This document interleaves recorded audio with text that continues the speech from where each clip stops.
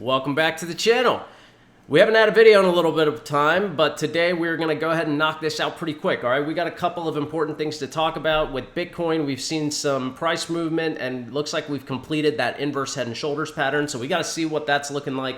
We have some news on eGold. I mean, eGold's doing really well. It's broken out. It's hit its all-time high again, creating new all-time highs. So we got to see what's happening there. And we got a little bit of extra stuff to talk about with eGold. ADA is pretty steady. Ethereum's also making moves. So we got stuff to talk about. Make sure you like, make sure you subscribe. Let's go ahead and dive right into this, and we will see what's up. We're going to start off with Bitcoin. Okay, so starting off with Bitcoin, we definitely see that this inverse head and shoulders pattern has completed. We see that we're back at the neckline, okay? And the neckline can actually be made a little bit higher, but I think the way we have it right now is almost perfect because it kind of works out perfectly with the line of resistance that we've been seeing on the way up in all these areas. So right now, I'm really liking this. And remember, the inverse head and shoulders is a very bullish pattern. It right now is showing us a price target of roughly $70,000. And we have seemingly started that way up. And remember, completing an inverse head and shoulders pattern is not always immediate. You can have another dip, but this pattern being here is a bullish signal. It tells us that we're more than likely going to be moving in an upward direction. And that kind of fits with the sentiment of the Bitcoin community right now and the general investment community of Bitcoin. So if you take a look at the previous inverse head and shoulders pattern, which basically was from here to here, this was the inverse head and shoulders. We had a left shoulder, a head, and a right shoulder. You see it took a little bit of time, but when we broke out of it, we kind of broke out strong and we kept moving and we did hit new all-time highs. Now we've done the same thing, but if you notice in size comparison, this is a much bigger inverse head and shoulders pattern, which means that breaking out of it could take a bit longer. Now, we've already had a slight breakout over the neckline, but we've done a minor consolidation. The question is with Bitcoin, how is it going to interact at this red line? This has been the line of this channel for a very long time. So we really want to see how it's going to interact. Can we have another dip here? Possibly. I mean, if we do, we could have a bigger right shoulder. It's a possibility, but I'm kind of skeptical on that right now. I'm thinking that seeing a little sideways trading for the next maybe day or two is a possibility, and then we start moving up as we start hugging this red line and moving up that way. That's possible. Now, having a just straight up breakout out of here is also possible. That wouldn't shock me either. The most surprising thing to me right now for Bitcoin would be to see it drop. So for a downside target right now, I would say that it's unlikely that we see Bitcoin go below 59,000. If it does go below 59,000, then getting below 57,000 is going to be tough because you'll see 59,000 is this area right here. And we have this red line that shows up. This is our primary line of support where we are now. But then below it, we have another area of massive support at around 58K. So I'm not really anticipating the price to go below 59,000 and at the very, very most below 58 to 57. Anything below that would be surprising at this point. So, you know, I'm expecting sideways to upwards price movement for Bitcoin. Pretty simple. We haven't had a huge influx of volume yet compared to the previous gigantic pumps. We've had a good amount of volume out of this inverse head and shoulders, but the fact that we haven't had a burst of volume yet is telling me that we are still waiting for a massive volume spike to take Bitcoin to the next level. So keep an eye on it. I mean, it's something that could happen at any moment, so it's definitely worth, you know, having on your radar and watching for right now. Okay, the next thing we're going to look at, that's pretty quick, right, for Bitcoin. The only other thing I'll tell you about Bitcoin is that the RSI is looking very healthy. That's the relative strength index. That's showing that the strength of Bitcoin right now is at a position where seeing more upwards price movement is entirely feasible. It's you know, it's entirely possible. Seeing a little dip here, it's a possibility too, but it wouldn't be that much because even a small dip here would take the RSI back to the 45 level, which is a very happy medium. So seeing the RSI drop a little bit might actually be a good thing, but I'm starting to think it's unlikely. We'll watch it. Next day or two, pretty critical, so let's see what happens. We want to know how it's going to interact with this red line. Keep an eye on it. Keep an eye on the news. Bitcoin is likely going to have a breakout in the very, very near future. We need to keep an eye on that. Next up, Ethereum.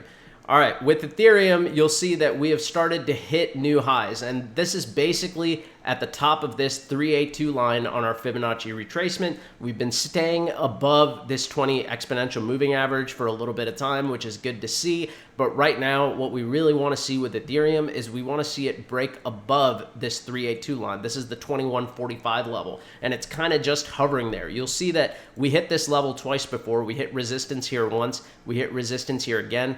We actually went above it. It would have been nice if we flipped it as support, but we're kind of trading right on it. So we're at a thin line right now. We don't really know. Is 2145, it's pretty much exactly where the price is right now.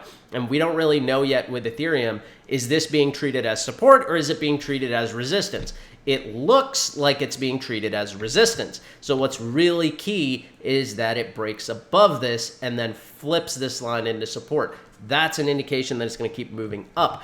If we do see that it drops below, we don't want to see it drop too far below this orange line. That is sitting at around 2070 about.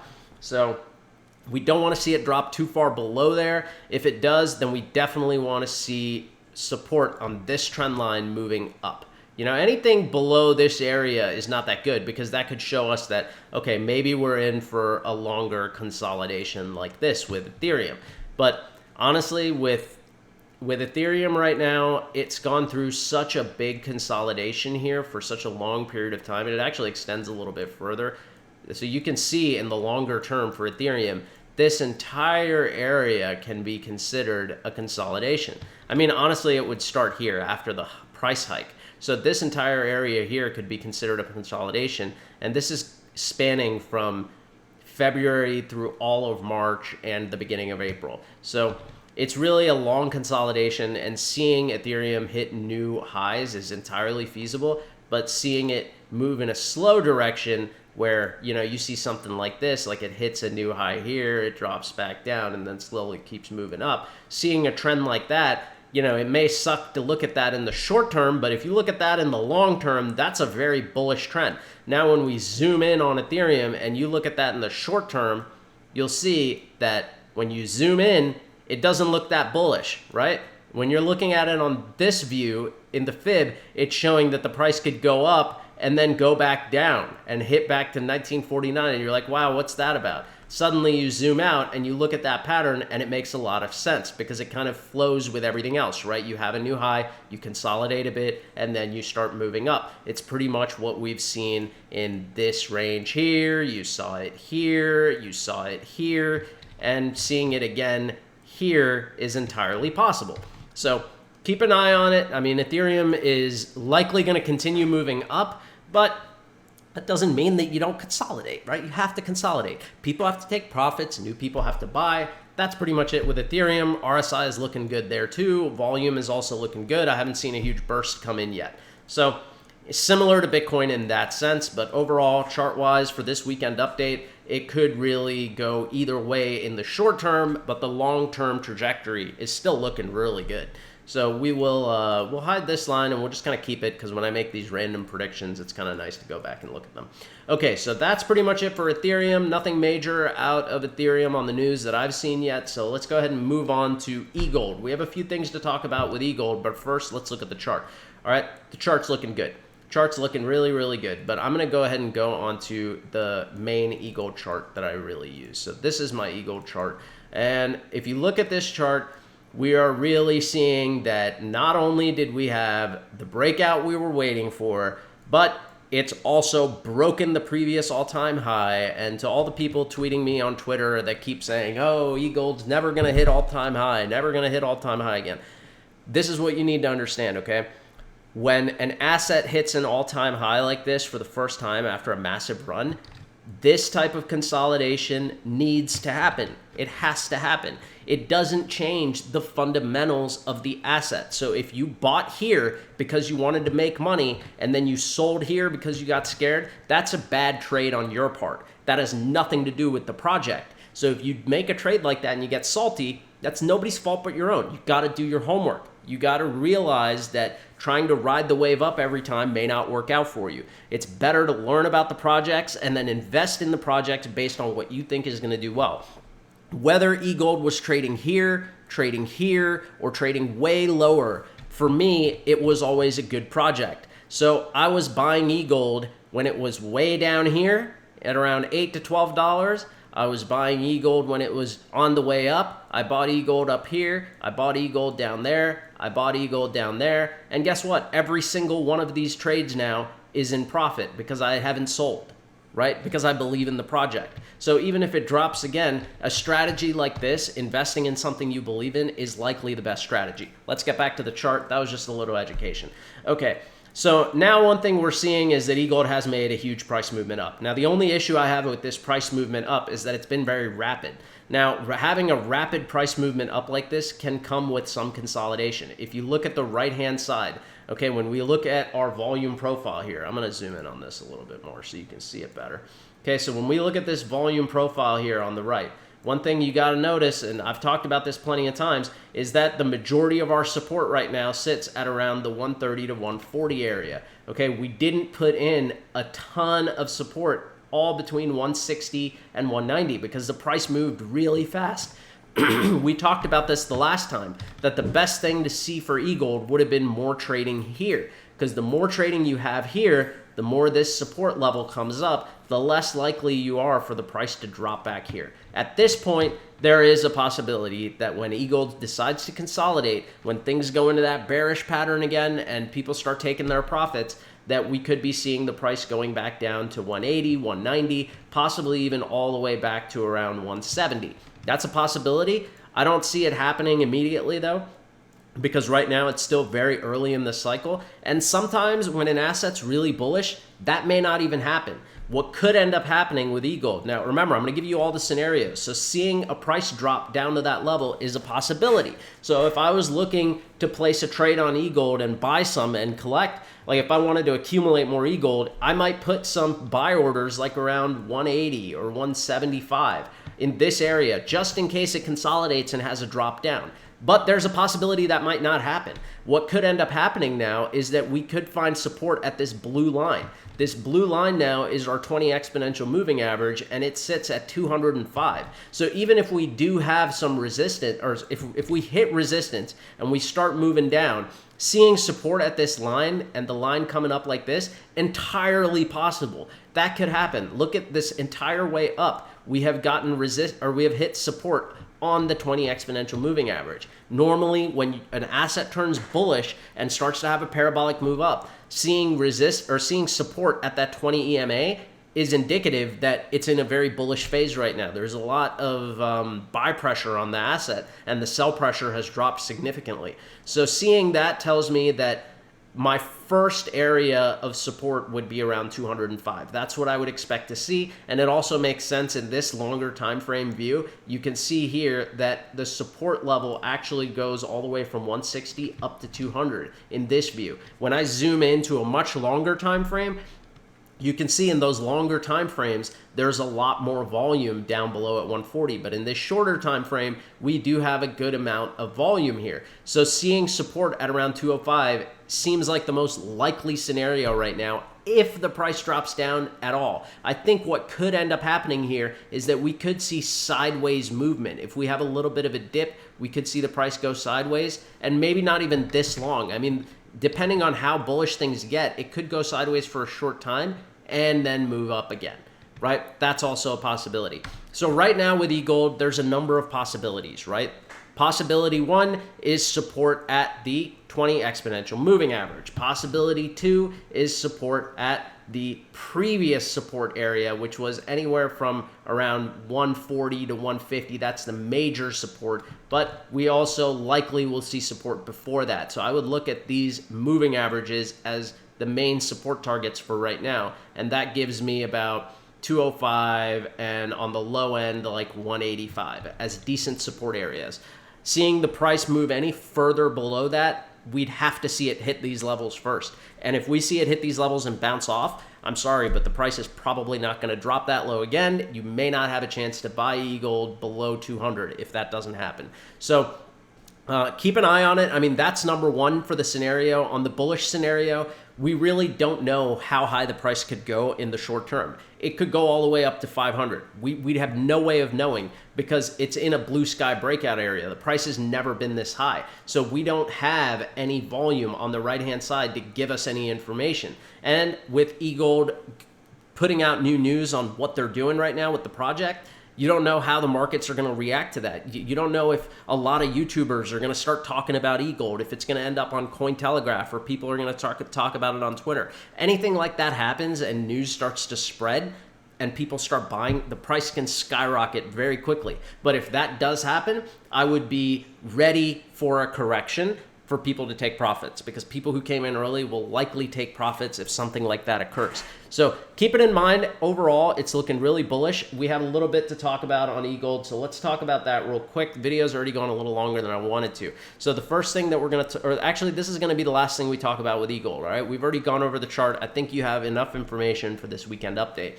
So the next thing we're going to talk about is the Maiar Exchange. If you haven't read the blog post on it on the Elrond.com website, make sure you read it. This is pretty important for anyone holding eGold or anyone who's been thinking about getting into this asset. So I'm going to go over a few things that I've highlighted here. The Maiar Exchange is the ultimate automated market maker, leverages the entire performance of the Elrond architecture, which we know is a terrific and very fast architecture. It offers global, near instant, inexpensive transactions between an expanding number of assets. So what is this basically telling us? This is telling us the Maiar Exchange is going to allow you to swap assets. You'll be able to trade tokens for another token. It's pretty much a DeFi exchange. It's going to run on the Elrond blockchain, meaning that the transaction fees should be very low. The speed of transactions should be very quick. Likely, it will be one of the fastest DeFi exchanges available on the market today. That's going to make it very lucrative, and it's going to make it very sought after for projects. A lot of people that are working in DeFi, when they start seeing the performance of the Maiar Exchange, I have a feeling that we're going to see a lot more assets start adopting it over the future. So we don't really know how fast that's going to happen, but proof of concept goes to production, production proves the proof of concept, and then people start adopting that. So that's kind of where we are now. We're still in that area where it's going from proof of concept to production very soon, and once it goes to production, seeing adoption is really going to be the next step. And, usually when something has a good architecture behind it and performs well, people are going to use it because they're going to want to do their token swapping on the Maiar Exchange over other exchanges instead of paying higher fees. So as tokens become available on it, it's likely going to be used. It'll be integrated into the Maiar app, so it'll be very easy to use. I believe they're going to have a web interface for it and an integration into the Maiar app, so you'll be able to use it right on your app. They're going to have a native governance token called MEX, which is a Maiar Exchange token. Pretty much, this is a token that's going to be used within the exchange. It's very common for DeFi projects to have their own governance token on an exchange, so this is nothing new. I've seen people on Twitter talking about how this is a Ponzi scheme because of their distribution platform, and let me just tell you, those people are idiots, because any governance token that gets released due to its necessity on a new project like an exchange, they have to have a way to get people to adopt that token in order to fuel usage of the exchange. Now, when you're doing that, one of the best ways to do that is to supply that token to your current users who are most likely going to be the ones using your exchange. It just makes the most sense, and it's what most projects do. That does not mean a Ponzi scheme. So whoever's been tweeting that, I've seen some dude tweeting that on my Twitter, like, dude, learn about what a Ponzi scheme is and learn about what governance tokens are. You have to understand what you're talking about. I'm guessing that this dude probably just lost money on some trades for eGold and is just spreading FUD because he's got nothing better to do. Instead of tweeting about those things, go learn about it. Once you learn about it, then you make up your decisions. So I don't respond to people like that on Twitter. Instead, I figure it's better to explain it here. Read the article, understand what the use cases are, and understand why they would be doing a distribution platform like this. Let's go through it. Okay, so it says the governance process will kick off around 3 to 6 months after the platform's launch. I believe the platform's launch should be pretty soon, so keep an eye on that. It says the Maiar Exchange will feature the very first token of the Elrond ecosystem with a fair launch, 100% distributed, owned by the community. Distribution of the MEX token will be made in a fully transparent manner towards the community only, without any pre-allocations for the team, advisors, or investors. That's really good. That's showing you that the team is not using this token as a get-rich-quick scheme, right? As a way to get people to start buying and selling it and then using it for their profit. If they're saying here that they're not getting any pre-allocations, then the only way that the team that has the team behind Elrond is going to get the MEX token is based on the amount of Elrond that they themselves are staking or holding, and they will get it according to the same distribution platform as everyone else in the community. There can't be a more fair way to do that. This is a fair way to distribute a token for the exchange, and it's a good way to incentivize people to stake and hold their EGLD. That is not a Ponzi scheme. That is a method of getting out a governance token for a new project. It is also a method of rewarding your current users based on whether they're holding or staking their current supply of EGLD. I think it's a very smart thing. There's going to be a total of 1 billion MEX tokens. A little bit of information here. 47.5% of that token supply is going to be claimed by EGLD holders in the first year. It's going to be claimable, so you're going to have to claim it per the wording. So we're going to have to see over time how exactly do we claim it. I'm guessing you'll be able to do it through the wallet.elrond.com site, or you'll be able to do it on the new Maiar Exchange. Maybe you link your wallet address and they see is that wallet address holding, staking, whatever, and then they'll distribute based on the snapshots they've taken. 44.95% will be earned by liquidity providers during the next 10 years, with 5 halvings every 2 years. That's very interesting. They're putting in token economics even into the MEX token. It's going to have its own halvings, so they want the value of this token to be something that increases over time as well. So getting it now by staking or holding your EGLD is pretty cool. It stands to have value over time, assuming the exchange gets good adoption over the next few years. So very interesting to see that. That's pretty much the majority of the supply. We have a little bit left. It says 2.55% of the token supply will be distributed to members of select DeFi communities, 50% to Uniswap, 25% to SushiSwap, and then 25% to Cake. I think Cake is Cake Swap. I don't know. I don't remember. I haven't used Cake before. But basically, those other DeFi communities are also going to get a percentage of the token supply. It's pretty interesting. I'm assuming they're going to do it based on the same thing if anyone's holding EGLD on those sites, or maybe it's going to be for some other means. But we'll have to see exactly how that 2.55% gets distributed. 5% of the tokens will be put into a security fund, and this is going to be a proactive insurance against critical bugs or security hacks. It's always a smart thing to do. You see most projects do something like this, and having a supply that's going to be able to be used to counteract any of these issues that are unforeseen is always a smart idea. We move down a little bit and we look at the community distribution mechanism. All right, so if you're an EGLD holder, your weekly distribution of MEX tokens is going to be based on random snapshots for 1 year. So basically, over the course of a year, they're going to take random snapshots of your address to see how much is in there. They'll average that most likely, and then give you your distribution of MEX tokens. For EGLD holders using Maiar and with at least 1 EGLD and at least 5 Maiar referrals, the weekly distribution is based on a daily random snapshots for a year. So it's still random snapshots for 1 year, but if you have at least 1 EGLD, you're using Maiar and 5 referrals, then you get 1.25x multiplier. So this is an incentive for you to refer people to Maiar, which is good. We want people to refer people and bring more people into the ecosystem.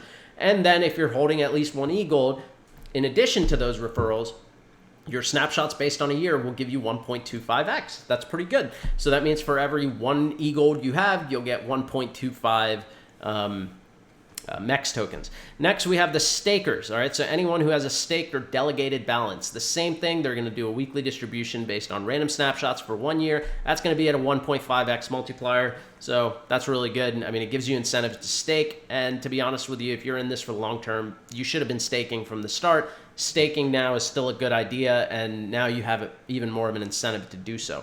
So that's a really good thing, and part of the reason that we're seeing the spike in price right now is because of this news about the exchange. Once you start to see, so a lot of people that have been buying EGLD have known this is coming. You've known that an exchange is coming. You know NFTs are coming. You know all this is happening. As it starts to become a reality, then more people buy. Then more people want to get in. More people hear about the news. That's what we're seeing happening now. So being in early and learning about the project is really the way to make the most out of your investment. And congrats to everyone who's here now. And remember, do your risk management. Decide when to sell, decide when to take profits. You always got to do that. You know, even if you want to hold something long term, You got to prepare for drops, and you got to prepare for that risk. So make sure you do that. Long term, I think this is all looking really bullish. I think you should go through this article in detail. I've given you the important parts that I think you need to know as a staker, a holder, or as someone who might use this exchange or want to understand what the MEX tokens are.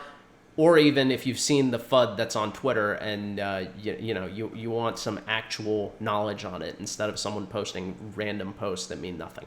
Okay, so there we go. That's eGold for today. The chart's still looking really good. Keep an eye on it. Remember what I said, 200, 185 are pretty much the lows that I'm looking at right now, and that's only if that even happens. If it keeps going sideways, we could very well see something like this happen, right? Where we see a slight drop down, nothing even too major, go sideways, and then move right back up. This could be a much longer parabolic trend. We don't know. Blue sky breakout, impossible to predict, so I'm not going to try to tell you I know which way it's going.